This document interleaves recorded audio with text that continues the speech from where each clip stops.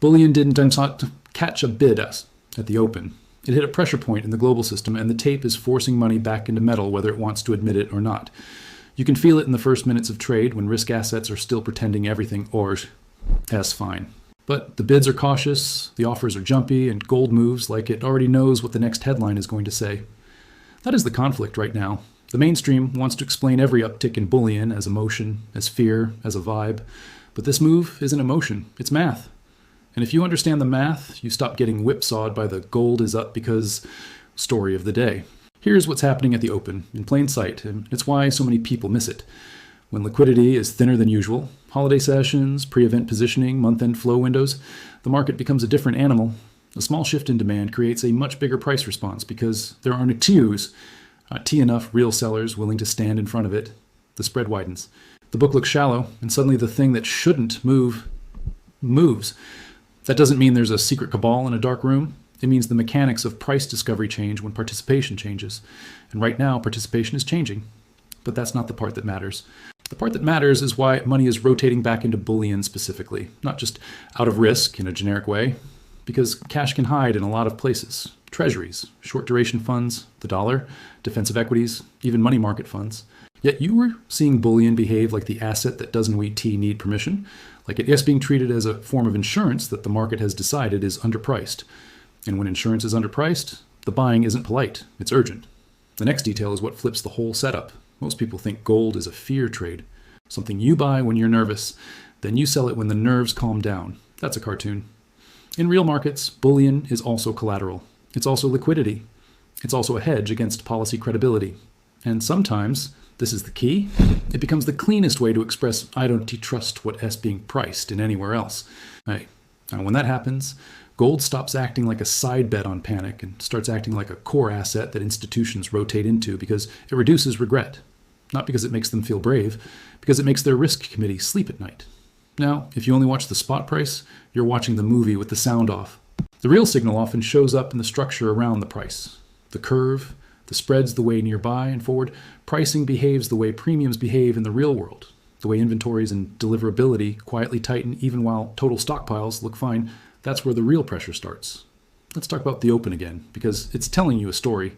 The opening minutes aren't just random noise. They're where overnight information gets repriced, where liquidity providers decide how much risk they want to warehouse, and where hedges are adjusted fast. If the market's calm, those adjustments are smooth. If the market's not calm, those adjustments are violent. Bullion has been printing that not calm signature more often lately. Sharp pushes, quick pullbacks, then a refusal to give it back. That refusal matters, because in a healthy, balanced market, rallies get sold. In a stressed market, rallies get absorbed. Sellers show up and price doesn't care. That's how you know the buyer isn't just chasing, he's allocating. And that's where people start reaching for the wrong explanation. They say, it's geopolitics, or it's inflation, or it's the Fed. Sometimes those are part of the mix, sure, but those are the headlines. They're not the mechanism. If you want to understand what's likely next week, you don't need a psychic.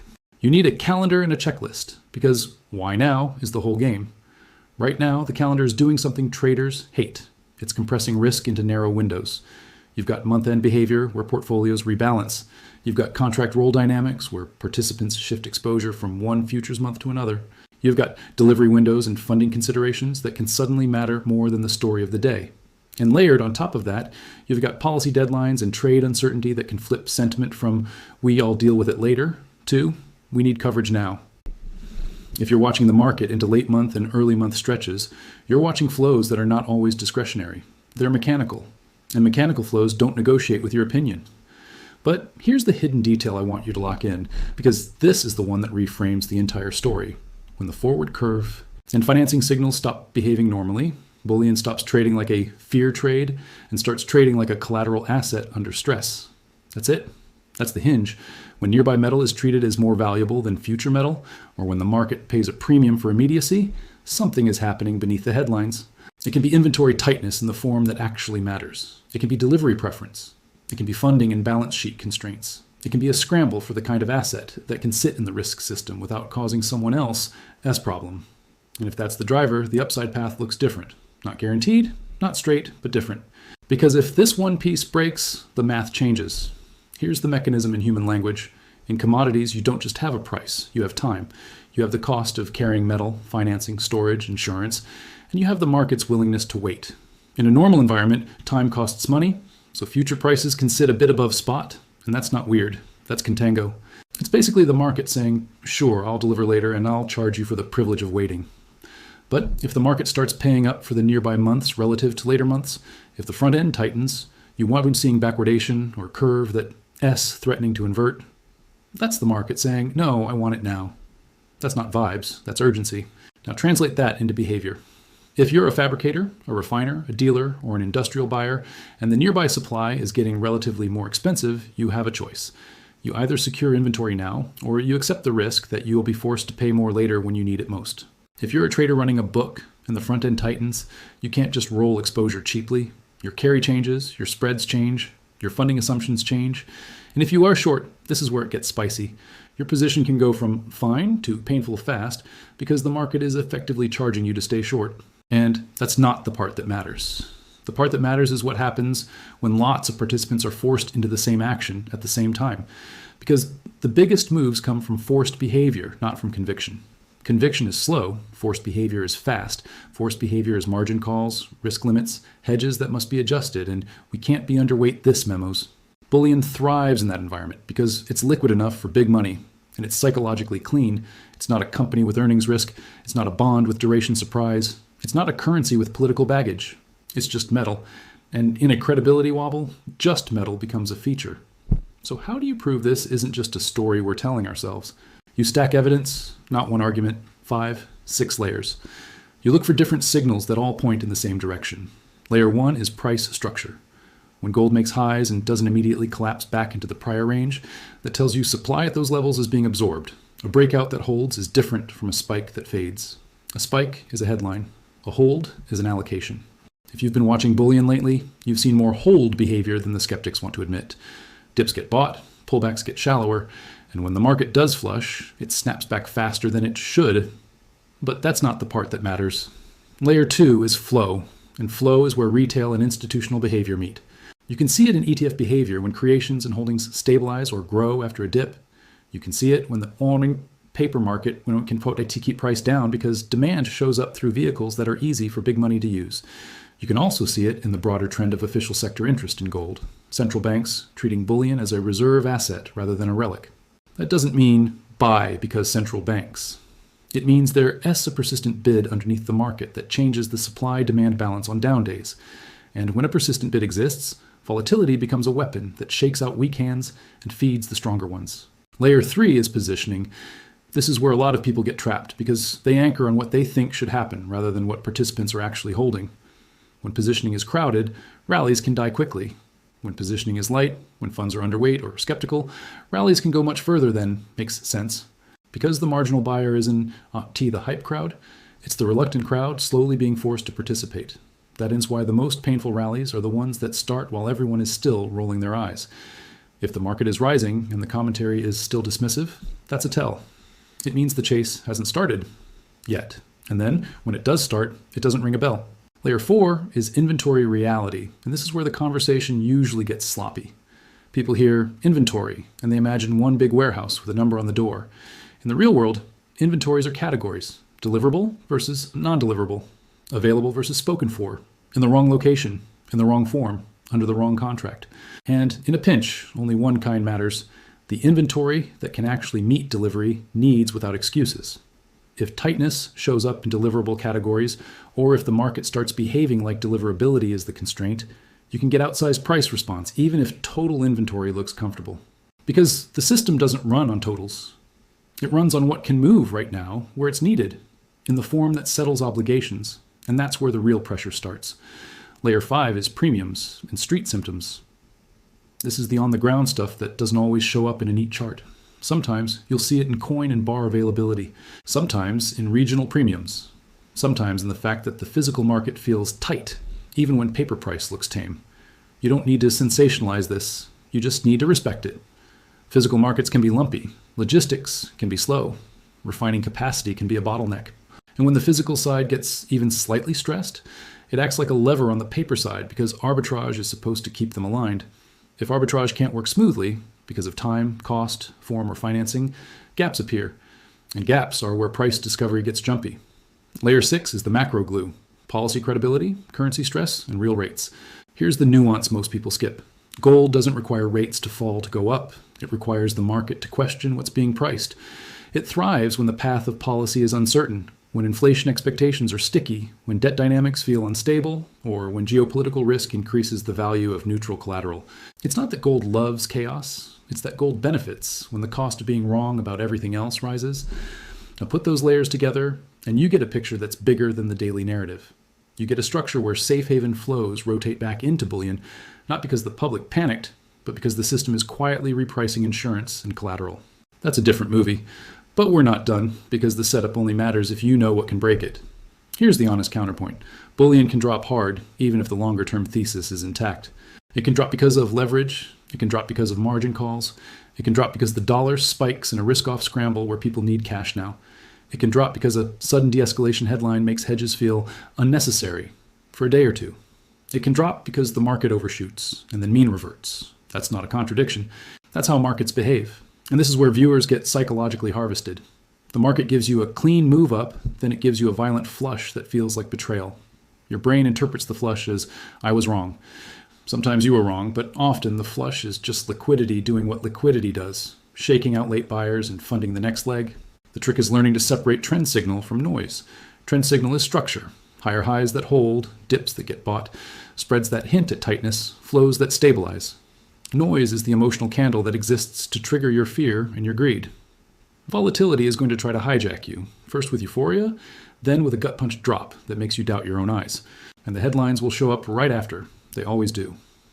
Gold tumbles on. Gold surges as it's theater. The market moved first.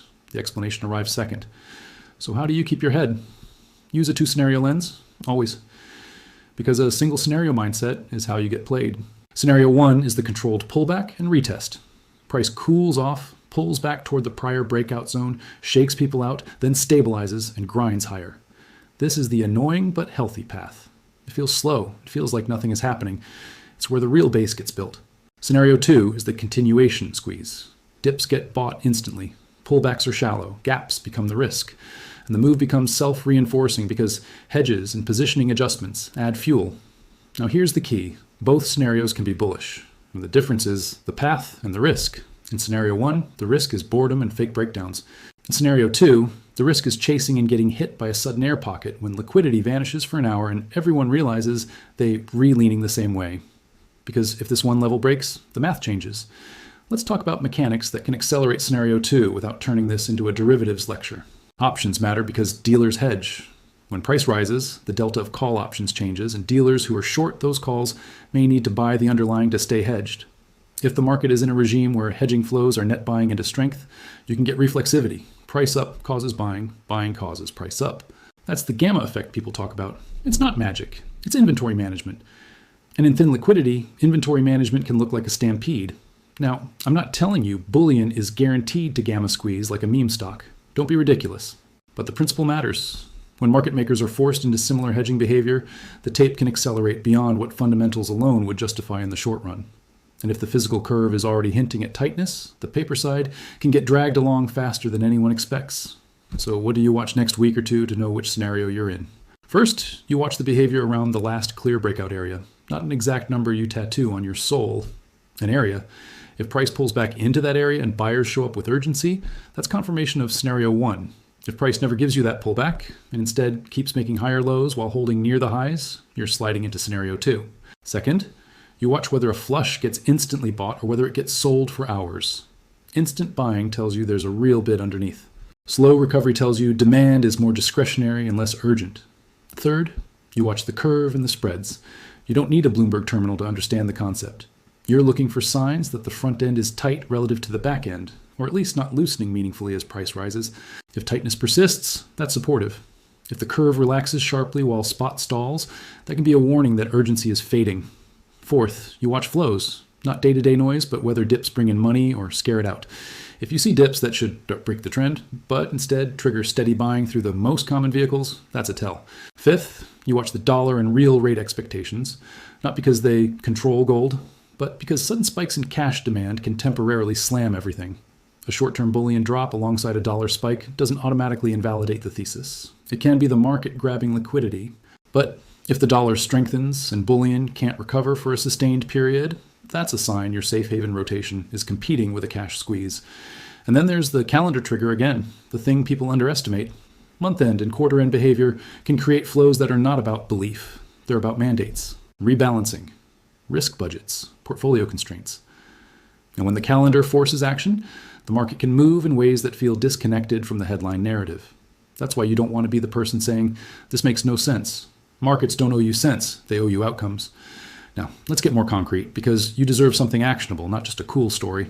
If bullion is in a breakout regime, you typically get 3 important zones to watch: the prior range ceiling that just got broken, the most recent swing low that formed after the breakout, and the area where the last sharp impulse began. Those are your structure anchors. The prior ceiling becomes potential support. The swing low becomes your trend integrity line. And the impulse origin is where the market basically says, if we come all the way back here, the move was probably a head fake. This isn't about predicting exact ticks. It's about mapping the battlefield. So here's how you can frame it without pretending you can see the future. If gold holds above the prior breakout area and keeps printing higher lows, the path of least resistance stays up, and the market will keep probing for where sellers actually live. If price loses the recent swing low and stays below it, stays below, not just wicks it, that's your first real warning that the rotation is pausing or reversing. And if it loses the impulse origin area, that's where you start treating the whole move as a failed breakout until proven otherwise. Targets? You don't do targets like a fortune teller. You do targets like a risk manager. In a breakout, targets are usually zones where the market previously stalled, psychological round levels, and measured moves based on the size of the prior range. The point isn't the exact number. The point is having a plan for what you do if price accelerates into a zone where profit-taking and volatility are likely, because the market will weaponize volatility against you either way. If you're bullish, the market will drop just enough to make you doubt yourself, then rip higher without you. If you're bearish, the market will spike just enough to make you panic, then drift lower and make you feel foolish for covering. This is not personal. This is how markets harvest weak decision-making. Your defense is structure and sizing, not emotion. And there is a deeper psychological trap in bullion specifically. People treat it like an identity trade. They either believe in it as a moral position or they dismiss it as a boomer relic. Both attitudes are dangerous. Bullion is a tool. Sometimes it's the right tool. Sometimes it's not. Right now, the way it's behaving suggests it's being used as a tool by participants with size and urgency, but that's not the part that matters. The part that matters is what could force those participants to buy more, even if they don't want to. 1.